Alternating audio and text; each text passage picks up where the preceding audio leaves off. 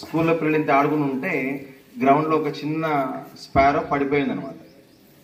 అది స్పృహలేదు దానికి. వాళ్ళు తీసుకొచ్చి చేతికి ఇచ్చారనమాట. తీసుకొని ఉంటే దానికి బీటింగ్ అయితే హార్ట్ బీట్ అలా కనిపిస్తుంది సార్, ఉన్నట్టు కనిపిస్తుంది, బాడీ అయితే మూవ్ అవుతుంది, కానీ స్పృహ లేదు. ఇంక దానికి నోరు ఓపెన్ చేసి కొంచెం వాటర్ పోస్తా ఉన్నాం మధ్య మధ్యలో. దానికి బాక్స్ కేటాయించి బాక్స్లో పెట్టినాం. కొద్దిసేపటికి అది లేచి కూర్చోగలిగింది. తర్వాత దానికోసం ధాన్యం కోసం డైనింగ్ హాల్కి పోయి కొంచెం బియ్యం తీసుకొచ్చి దాన్ని నూకలా చేసి అక్కడ పెడితే తినలేకపోతుంది. మళ్ళీ దాని నోట్లో కొంచెం కొంచెం కొంచెం కొంచెం పెడితే అది తినగలిగింది. సో అట్లా ఆ రోజు మొత్తంకి దాన్ని ఫీడింగ్ ఇస్తూనే ఉన్నాం. అయిన తర్వాత సాయంత్రం మంచి లేచింది, అక్కడక్కడ కదులుతూ ఉందన్నమాట. ఎగరలేకపోతుంది, కదులుతుంది. దానికి కాలుకి ఎక్కడేదో సంథింగ్ గాయమైంది, ఎగరలేకపోతుంది అనమాట. తర్వాత ఒక రోజు గడిచిపోయింది. సెకండ్ డే కూడా సేమ్ మేమే ఫీడింగ్ ఇచ్చినాం. నాతో పాటు ఒక 6-7 పిల్లలు ఉన్నారనమాట. మహేంద్ర సార్ కూడా తెలుసు, సార్ కూడా చూసారు అక్కడ వర్క్ చేస్తున్నప్పుడు. సో తర్వాత 1 డేకి గ్రౌండ్లో తీసుకెళ్ళి ఇట్లా చేతిలో పెట్టి ఇట్లా వదిలేసాను అనమాట. వదిలేస్తే వెంటనే కింద పడిపోయింది, ఎగరలేకపోయింది. ఇంకా దీనికి బలం లేదనుకుంటా అని చెప్పేసి మళ్ళీ ఇంకో రోజు దాన్ని సర్వే అయ్యేలాగా మళ్ళీ ఫీడింగ్ ఇచ్చినాం, మళ్ళీ నూకలు పెట్టినాం, తినింది. తర్వాత స్టడీ అవర్లో కూర్చున్నప్పుడు బాక్స్ పక్కన పెట్టుకున్నాము. అది బాక్స్ నుంచి పైకి ఎగర వచ్చింది సార్.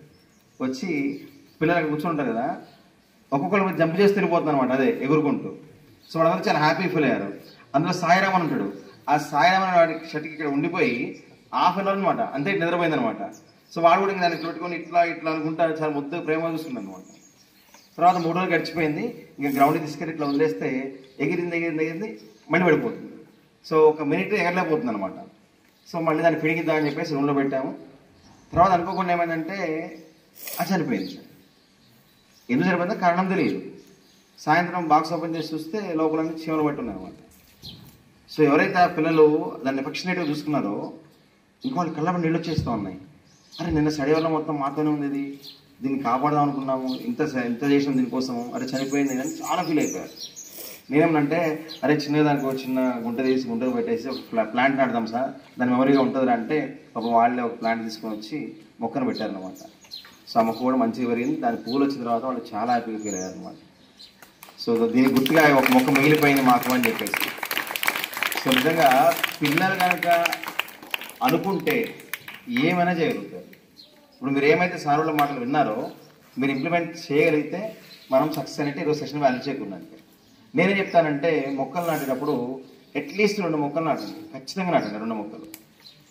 ఈ మాట నేను బిల్లంబర్లో చెప్పిన, మళ్ళీ గుర్తు చేస్తున్నాను. మొక్కలు నాటిన తర్వాత ఏం చేయాలంటే ఆ మొక్కలకి 2 పేర్లు పెట్టాలి. ఒక పేరు అమ్మ పేరు పెట్టండి, ఇంకో పేరు నాన్న పేరు పెట్టండి. ఇప్పుడు అమ్మ పేరు పెట్టిన మొక్కను ఎవరు పిలవాలి? ఇంకా అమ్మ పేరుతో పిలవాలి. నాన్న పేరుతో పెట్టిన మొక్క నాన్న పేరుతో పిలవాలి. ఇప్పుడు దాన్ని రక్షిస్తామా రక్షించమా? బాధ్యత చూసుకోమా? అవునా కదా? సో రోజు నీళ్ళు పోయడం కావచ్చు, వేరే ఏవి కూడా దాన్ని పాడు చేయకుండా ఉండడం కావచ్చు, అది మంచిగా పెరిగేదాకా మన ప్రయత్నం మనం చేస్తున్నాం మన ఇంటి ఉన్న రోజులు కూడా. సో ఇట్లా అఖిలేష్ అని 7th క్లాస్లో ఉన్నాడు అనమాట. వాడికి చెప్పాను సమ్మర్ హాలిడేస్లో గులాబీ మొక్క పెట్టాడట, మంచిగా ఫ్లవర్ వచ్చిందట. వెంటనే నాకు వీడియో కాల్ చేసి సార్ అమ్మ మొక్క ఒక మంచి పువ్వు పూసింది సార్ అని చెప్పి అన్నాడు అనమాట. వెంటనే తీసుకెళ్ళి మీ అమ్మకి ఐ లవ్ యూ చెప్పురా అన్న. వాడు నాతో ఫోన్లో పట్టుకుని ఫోన్ తీసుకొని పోయి అమ్మ ఐ లవ్ యూ అమ్మ పువ్వు ఇస్తే వాళ్ళ అమ్మ పాపం పల్లెటూరు ఆమె ఏంటి బిడ్డ అందనమాట. ఏం లేదమ్మా మొక్క నాటినా ఫస్ట్ పువ్వు నీకే ఇస్తున్నా అమ్మ అంటే అమ్మ ప్రేమ దగ్గర తీసుకొని వాడిని హక్ చేస్తుంది అనమాట.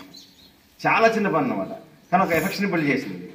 సో నిజంగా మనం చేసే పని ఇంటి దగ్గర స్కూల్లో ఏమైతే నేర్చుకున్నామో ఇదంతా థియరీ అనమాట. డైనింగ్ హాల్లో వేస్టేజ్ లేకుండా తినడం కావచ్చు, వేస్టేజ్ వాటర్ లేకుండా తాగడం కావచ్చు, బాత్రూమ్స్ నీట్గా ఉంచుకోవడం కావచ్చు, క్లాస్ రూమ్ నుంచి ఉంచుకోవచ్చు, డార్మిటరీలో పొద్దున్న వచ్చిన తర్వాత పక్క బట్టలు ఫోల్డ్ చేసుకోవడం కావచ్చు.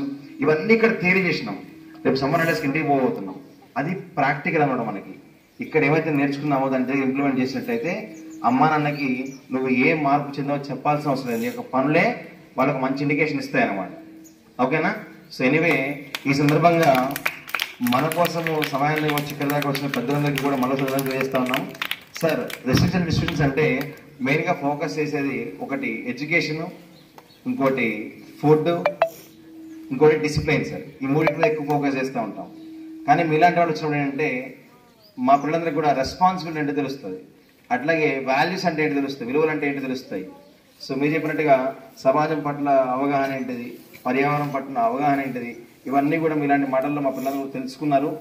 సో తెలుసుకున్నాము సార్, ఇంప్లిమెంట్ చేస్తాం సార్ అంటే గట్టిగా చప్పట్లు కొట్టారు. మీ యొక్క చప్పట్లే ఈ యొక్క ఫీడ్బ్యాక్ అవుతుంది అన్నమాట.